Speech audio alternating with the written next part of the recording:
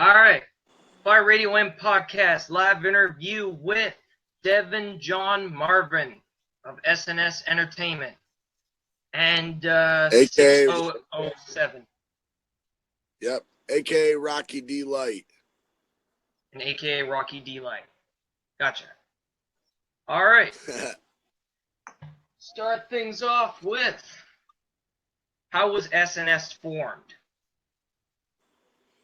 The way that SNS was created was I used to be involved in a production company out of Canandaigua, New York that was called Pleasantly Offensive Productions. I helped grow it from 300 likes to whatever it's at today. Like, we busted a lot of butt. I did a lot of things that were like pretty unorthodox to different marketing style, but I really wasn't like super excited about the way things went together over there.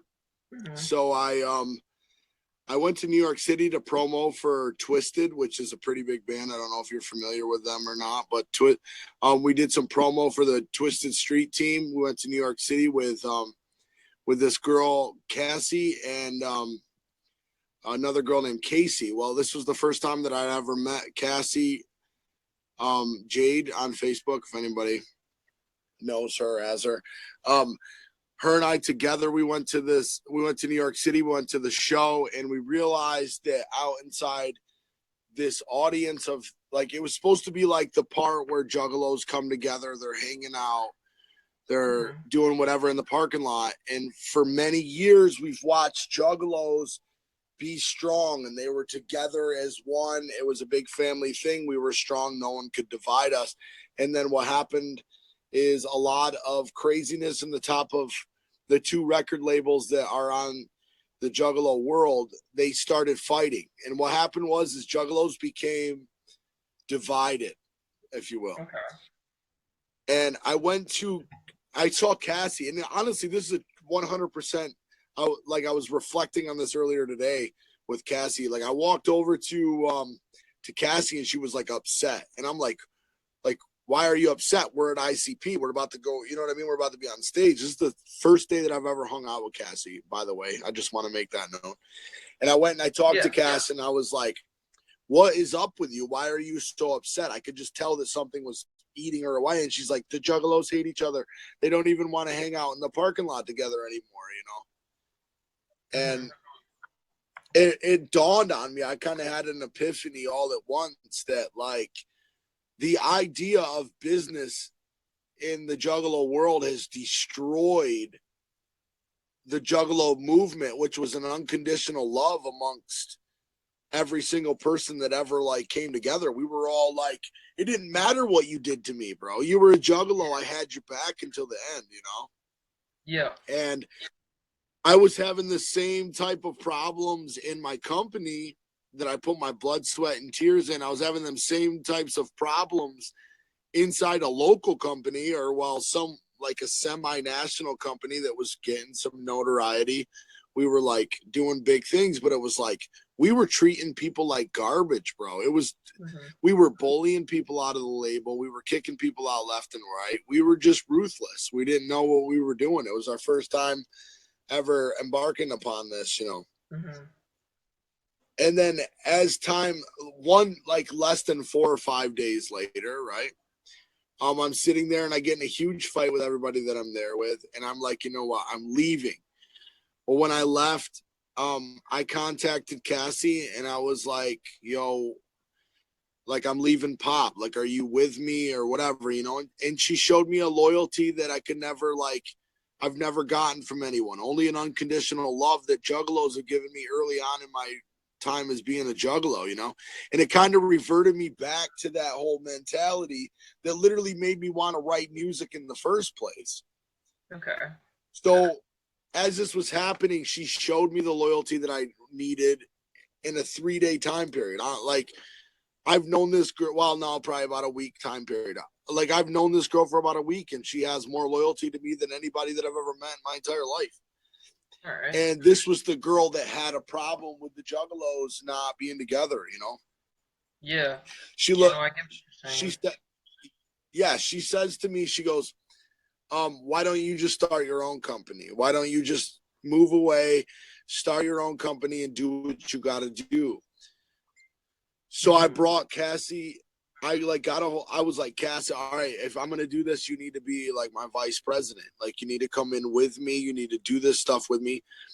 Cass is known as Alice in Underground on the scene. Okay. She went from a street team member at Pop. So we're talking about a very unsubstantial role in Pleasantly Offensive Productions to the vice president of SexyNShit Entertainment. You know what I'm saying? So I have a business model that I've used for 3 companies now. This is my 3rd company that I've been involved in. We've done a lot of things. We've opened up for Twisted. We've put on Blaze shows, put on Twisted shows.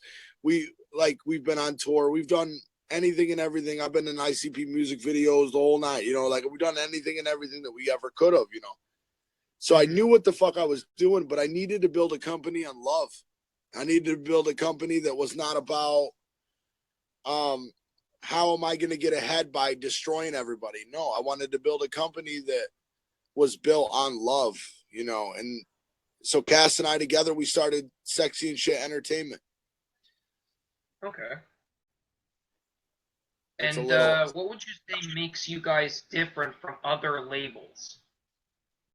First of all, the love that's at SexyNShit Entertainment and the model that it's built around. A lot of these local labels that are on the scenes, they don't do anything to help their artists. They're literally like, if you want to join the movement, you join the movement, you can rep the label, but they don't do anything for anybody. If you're on the top level and you get signed, you're gonna get things that help you along. The only thing that these local scenes provide is maybe a little tiny bit of management. Over at SexyNShit, we decided that we were gonna set things up to that each artist was going to have a manager, and the manager was going to know a business model of what they needed to do to get their artist notoriety. Okay. So we offer a lot of things to artists that other companies would never offer them. You know what I mean? I offer digital distribution up to 100 markets. We're talking Google Play, iTunes, everything. Not to mention that I offer national acts and connects in the music business. Not to mention the business model in which that I've developed for the last 12 years of my life. Okay. They're not going to find that anywhere else. Real quick, I'm going to take a piece. I'm going to bite a piece of this pizza. All right. Because I really don't give a fuck. All right. What do you know about the genre of music you make? When it comes to me personally, I'm part of a band called 607. We've had a lot of cool things happen. We've opened for probably like 30 national acts. We've done hundreds and hundreds of shows. We've been on national tours, things like that. Okay. The type of music that I make derives from hip hop, which is derived from probably New York City. I would say our hip hop is more derived from. You got to understand, when hip hop was first derived, okay, it came from a lot of different places. That's why there was the East Coast, West Coast rap wars and things like that. Ironically, or like weirdly enough, all these entities started building these things separate. They weren't connected. You know what I mean? Like West Coast, East Coast, none of that stuff was connected. And it all kind of grew together out of like a culture, you know, like a inner city culture, you know. And our hip hop most definitely comes from more of a New York East Coast influence, and later on then derived a little bit of West Coast influence with funk and things like that. But when hip hop first started, it was a performance art. It wasn't about going out and singing on a stage boringly. In 607, we realized that very quickly. So what happened was we started, not only were we working on our music and our things like that, but it was like when we went to a show, it was about crowd interaction. It was about, we are an instrument of motivation to get people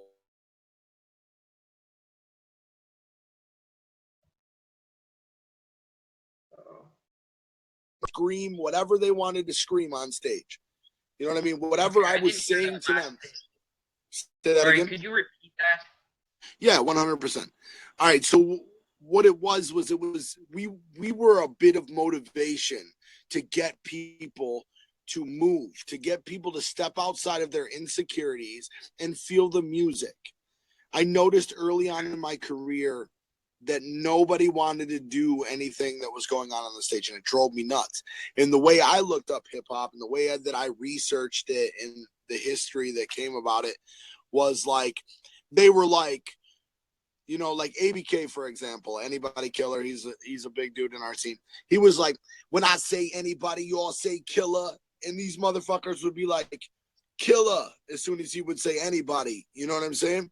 So it was like, that mentality was what it was. When it first started, it had nothing to do with words, raps, anything like that. It was a bunch of DJs coming together, scratching some stuff, and they got the crowd to dance, to move, to bust, whatever. And then you had wordsmiths that came in, and these wordsmiths became MCs and they became hip hop artists. So 607, we didn't just abandon the idea of crowd interaction, we actually embraced it.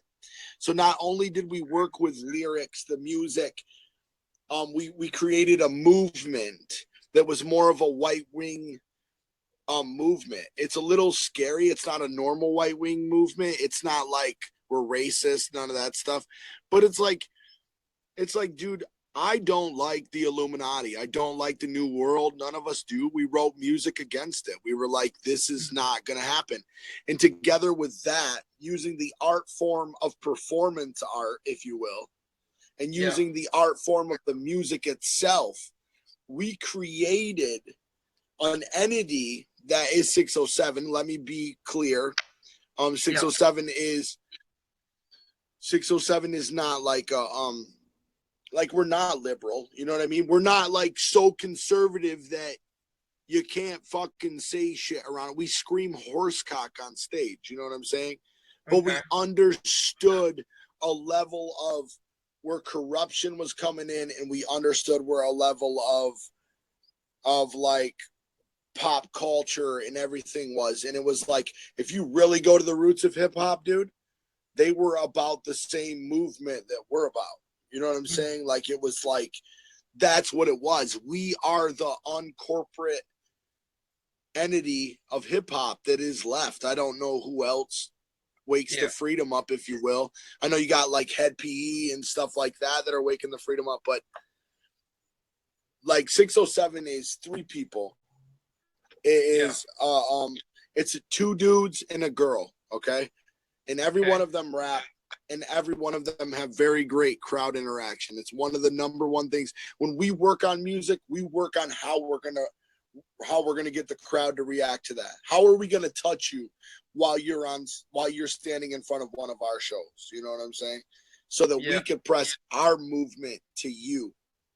Yeah. No, I get what you're saying. So, what would you say you guys are wanting to accomplish, though, in this music industry you brought yourself into? I want people to understand that along this political spectrum that has been created on a left and a right wing extremism, to build a country that is constantly at each other's throats, I want people to understand that we could all come to fucking gather in the middle. And in the middle, we can all fucking get fucked up. It doesn't matter. And we can scream fucking horsecock as loud as we want at any one of our fucking shows. And you guys can come out and you can fucking do this together. And we realize that there's constantly money that is driven into politics on both sides of the aisle. And this two-party system that they've created in Washington is literally dividing our country to the point where if I have a friend that's a cop, I cannot talk about the Black Lives Movement with him. Yeah. Even though I support Black Lives Movement and I support Blue Lives Movement. Because you know what? I believe that all lives are important. You know what I'm saying? Yeah. So it's like they're dividing us. What did Benjamin Franklin say when things were going crazy in America? He said, divided we fall. Or well, no, he said, united we stand, divided we fall, correct? Yes. They are dividing us in a way that we don't even realize, man, by making us think that it matters to be a Republican or it matters to be a fucking Democrat. I don't give a fuck about left or right, man. I give a fuck about what I feel is right on every issue. I want these people that listen to our music to be able to think for their fucking self and not derive their political and their beliefs, their political ideologies and their beliefs of things on a left and a right wing thing when the spectrum is more of a graph. You know what I mean? There's like, you got white, right, and left, right? But there's also like other shit, dude. I can be a conservative and still give a fuck if people are like getting mistreated bad. You know what I mean? Yeah, for sure. No, I get your side of the thing. Who have you networked with, and why? Could you repeat that, please? Who have you networked with, and why? I'm going to tell you this. I'm going to tell you that the number one secret about the music business is networking. I've networked with everyone. I've networked with MNE. I've networked with, like anybody that I can network with and together we can come together and like build something. I'm going to network with them. You know what I'm saying? Okay. The music business is full of a lot of really cool people. And honestly, they have really cool ideas. Right now, I got a guy that works with, I got a guy right now that works with Big Hoss, who is part of Cottonmouth Kings, his brother Saint Dog. And Roger Teague hit me up because he wanted to use one of my pages for promotion and stuff. I was like, all right, you got it. I'll make you an admin. And he started adding me to all this other stuff. And my networking with Roger Teague, or I'm sorry, I think I'm saying his last name wrong. I can't remember what his last name is, but Roger, we'll just say Roger for now. He's out of California. Roger has literally opened doors for me that I haven't ever been able to. And what it is you need to build a family in this music business. You need to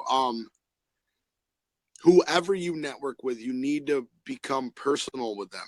Roger just got beat up by some dude in Ohio, and honestly, it had me upset. I was ready to, like, what is going on? What happened to you, dude? What's going, because what happens is networking itself is literally the most detrimental thing to the music business. If you cannot connect with people and you cannot let people in on your thing, you will not build anywhere. You will not do anything. So the people that I've networked with are very intelligent. I can tell 5 seconds into a conversation with somebody whether I'm going to network with them or not. You can tell a dreamer from someone who's not. So the people that I've networked with were very successful people, but I've also networked with local scenes. I network with, obviously, with Flyer. We're networking together right now while we're doing this. And you guys have a vision, you have a dream, and I support it and I believe in it. You know what I'm saying? If I believe in you, I'll network with you. And those are the people that I network with, people that I believe in. Okay. I get that. And where do you guys see yourself in 5 years? In 5 years, I guarantee that SexyNShit Entertainment will be one of the largest organizations when it comes to independent underground music on the national scene in 5 years. All right. And that's a bold statement, and I understand, and I want everyone to know that my bold statement that I'm making right now, I believe in this company to the point where I would set $100,000 if I had it. Obviously, I don't. Hand up. You know what I mean? If I had $100,000, I'd slap it on the table, and I would bet on this company right now. Okay. Because our business model is a different enough, and it's very educated, and it's very researched, it's very ready to go, and we have plans. I've never had such an organized company in my entire life. I've never had such a planned out company in my entire life. Things don't always go by the plan, but I'll tell you right now, it's never been like this before in my entire life. And I've been involved in companies before. Quite a few. Okay. All right. Who are your main influences making music? Number one influence out of anything in the entire world. And I'm really going to do this right now, but I have to. Jesus Christ is my number one influence in my entire life out of anything. I'm not a good Christian. You know what I mean? I'm like, yeah. But religiously and spiritually and mentally, the only thing is the guidance that I've been given through the things that he did in life. You know what I'm saying? Like, people want to be like, who's your number one, whatever. I'm going to tell you right now, Jesus Christ has helped me through some of the roughest times of my entire life. But influence wise, when it comes to music, I would say obviously the Insane Clown Posse was a big one. They changed our entire lives. Everything about my life is what I lived because I was a fan of their music, which turned into like a culture, a subculture. I wouldn't say it was a cult, but I would say it was a subculture. We literally, everything about our life was this, And then Mad Child would be one of my number one other artists that have been a big influence. And then when you get past the rap part, because people always want to know what your rap influences are, I'm going to tell you right now, the people that influence me are like Johnny Cash and like Elvis per se. Anybody with a certain level of success that I can relate with. I've probably researched Jim Morrison, big influence on my life. Weird things like the band Journey. I don't know why, but it was a big influence to me that Steve Perry could go away from he could throw away his dreams for a girl. Honestly, that was a big fucking influence to me. It showed me that's not a unique thing that anybody does. It gave me a perspective of like, are you going to have a family, or are you going to make music for the rest of your life? No, I get what you're saying. Okay. Actually, I'm going to take a little break from questions because we didn't play your music yet. So. All right. So, for anybody just joining in here, I see Colton joined in here. I didn't get a chance to say hi. Hi, Colton. Yo, what's up, Colton? And thank you for joining in. This is an interview with, Rocky Dlite, correct? Yes, sir. Yep. Okay. All right. Any Pacific song you want me to play? You could play Freedom. That'd probably be a good one for about what we talked about and stuff like that. It's kind of long on the intro, so I'd skip in about a minute and 12 seconds if you could, but. Okay, so we'll play Freedom to get into the concept of what we were just chatting about. Yep. Sounds good.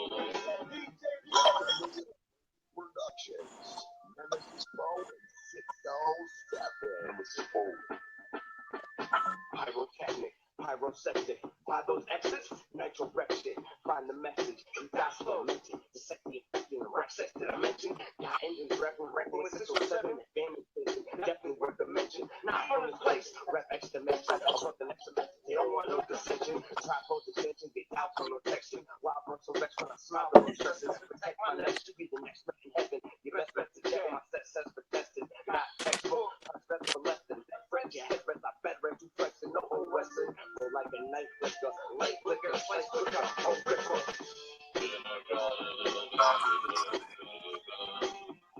Don't you know that I love you?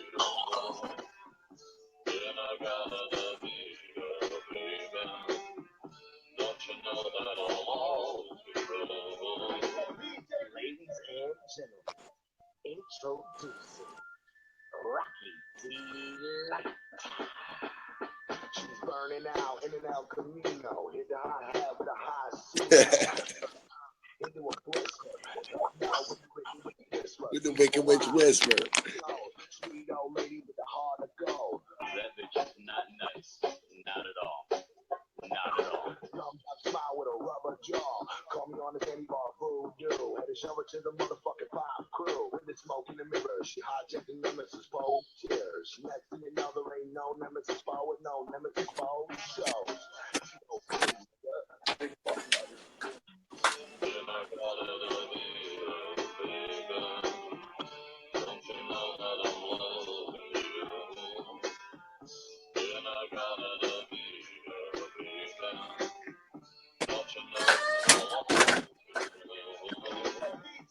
Old school. Waking the motherfucking freedom up. Bring it back to these motherfuckers. Bringing it back with that old school kind of way. Stating what you say, but you never dismayed. Banging on the beat so you know what the troll shit. Sleeper califragilisticexpialidocious. Infectionally impressed with the fucking get better to the rest. Defense. Never dig Danny. My family don't blame the blame. Names and shame. Deframe the game because the same is like can't lie deny. Never been high on the line. Realize lies. Killing it real stuff, baby, won't take much creation when raising and chasing, scratching your face aside to a street face, chasing and embracing disgrace, it's amazing.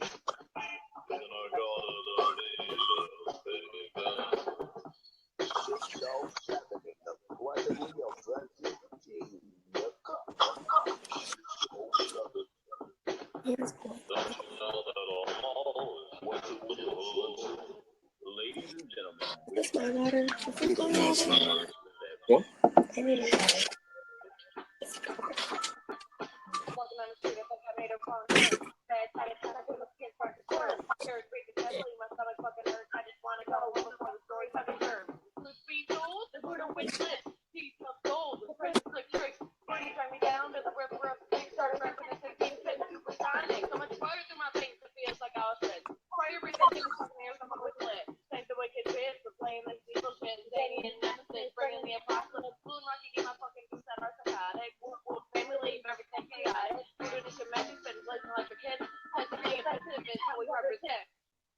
Nice one, guys. Nice one. Yeah, that was Very good. that was a song we did with Nemesis Poe's our old label mate out of Canandaigua, New York. Oh, he's actually out of Lockport. He's done quite a few things with like Schizo, who is on Eshan's label, and he played the Gathering of the Juggalos, things like that. He was our label mate. I don't have a bad word to say about him. I don't, you know what I mean? But it was a good song. That was Burden. That was actually Burden, but good tune. That was tight. That was awesome. I like that. Yeah. All right, so Can I ask you a question really quick first before we get going again? yeah, go ahead. All right, I want to know what your favorite movie of all times is. You got me there. I'm a big fan of the Avengers. I like Marvel movies. Yeah, I do too. I'm all right with Marvel movies. I just feel like if we both ask each other questions, it'll like, you know what I'm saying? I bet your listeners probably want to know what your personality is because you seem pretty cool, man. You're obviously a really intelligent dude. And so one last question. All right, go ahead. Did you ever listen to Britney Spears? Yes or no? Yes. I did too. Listen, bro, I did too. We both crossed that bridge together because you know what? I did too. Yeah. I love Britney. I'm not gonna lie, I'm a Britney fan all day. I haven't listened to her enough, so I wouldn't say I'm really a fan or not. Can't really tell at the moment. I felt like when she went crazy, dude, when she went crazy, she was a juggalo. Like when she shaved her head and she was like running photographers over and everything like that, she was crazy, dude. Okay. So did I. It was fucking great. Alrighty. what advice can you provide to upcoming artists? What advice can you provide to upcoming You said advice. artists?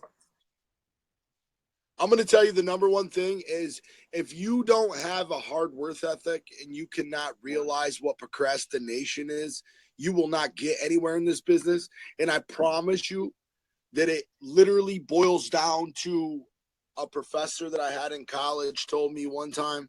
He said, I got through, this is him talking, reflecting on his life. He said, I went through a lot of things during the time that I was in college. And he said, the only way that I got my degree was I did whatever it took to do it.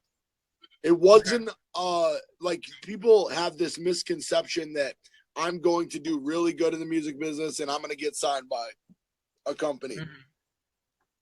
You live in 2017, and for the first time in history ever in the world, you have a chance. Every single one of you have a chance because of Napster. I can't hear you again. Repeat that, please. Oh, no. Can't hear you. Artist has a chance to make it in this business, and that's because of Napster, LimeWire, everything. Do whatever the fuck. Sorry. Yeah, 100%. I apologize. No. Can you hear me good now? Yeah, now I can hear you again. I don't know why it cut out. It's no big deal. It happens. The biggest problem in the music business is a lot of people are dreamers. You have to be a doer. If you want to do something, do what you got to do to get it. My professor told me straight up. He said the way I got a bachelor's degree in business was I did whatever it took. I did whatever it took to make it happen. And I promise you that every single person in the United States of America, if you want to build a music career, you have a chance for the first time in history because of Napster and fucking LimeWire. Because of that, they destroyed the corporate music business. And what happened was the internet provided a platform for anybody to do what everybody's been doing for the last 10 years. You have a chance. So stop fucking waiting around for a contract. Get your fucking ass out there and build shit for yourself. That's what I have to say to these artists. Yeah. No, I get that. That means stay independent. I know exactly what that means. Right. Stay independent and build it yourself.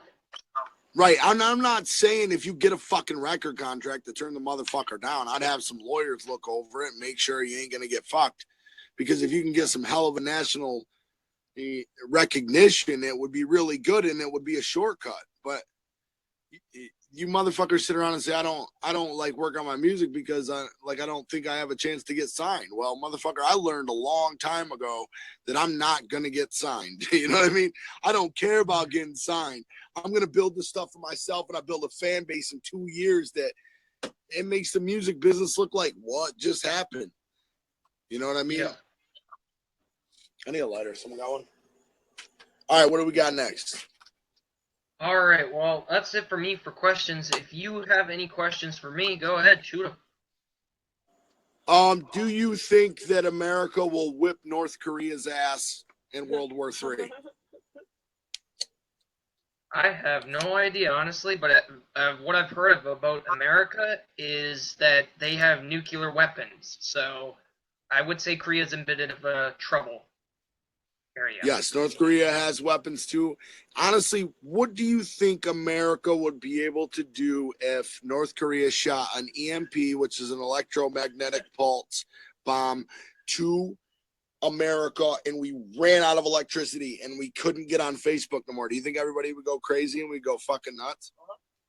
I think we'd go I don't know if we'd go crazy or nuts or anything. I'd say Facebook kind of is that's a plot behind enemy like behind the scenes. There's other things going on that we don't know about. Yeah, I agree. How about this? What is your stance on nipple erectile dysfunction? Do you think that we should cure that or not? I don't even know what that is, but okay. Do you think that we should keep nipples erect at all points and times? I'll just. That's a good question. I'm not gonna answer. I like you, man. You're a good dude, man. Listen, can I throw some plugs out here real quick and tell everybody what's going on over at SNS right now? Yeah, go ahead. Okay, so first of all, I want to let everybody know that we currently replaced our female MC, Zandy Bar. She's going through some personal problems. We are now bringing Dabby in, and Dabby is honestly like the little immortal technique of women. I've never seen a girl rap like she does, and I'm super excited about what we're doing. We're opening up for Twisted in Poughkeepsie on October 10th. Please be there. Hit up the famous troll Hannah Baxter if you want tickets. I believe there's a meet and greet going on. If you use the promo code Horsecock, it'll get you a meet and greet with Hannah Baxter, the famous internet troll. I want to tell you that SNS is a young company. We did our first national act in 3 months, which was pretty hard and very successful, which kind of drove a lot of things to get it rolling really good. I want to say that right now we're currently booking 5 shows for a Veterans Association thing that is to benefit the wounded warriors of the wars. Not that we take a political stance in any war, foreign or at home, but we do definitely love our veterans, and we understand that regardless of political reasons, yes or no, what they've done, they put their lives on the line defending our freedoms, regardless of whether they were really doing it or not in the first place. In their minds, they were protecting America, and we would like to give back to them. So we're setting up a mini tour in upstate New York that's going to benefit wounded warriors.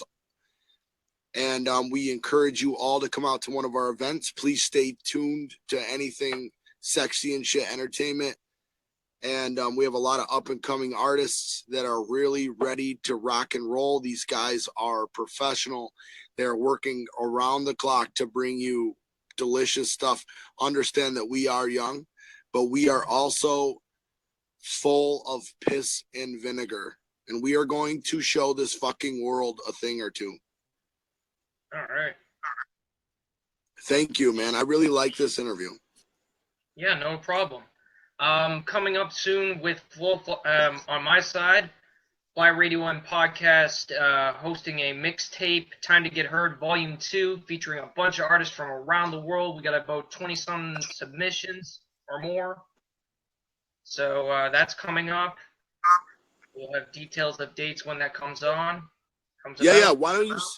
Can I, after this interview, I'll provide you with my email. Why don't you send me that stuff? We'll see what we can get rolling, man. I'll definitely, I got a lot of connects all over the country, so. Well, we already got a bunch of submissions for that Time to Get Heard Volume 2. That's already in the works. It's been sent to the engineer. He's working on it, and as soon as he gets it done, he's sending it to me, and then I'm putting it out. All right, man. Future interviews. Is there any for SNS or what? Can I get some more of my editing? I like you, man. You're like, I like this show, dude. I like what you did with Octane. He's my boy. Yep. So. No, I get what you're saying, man.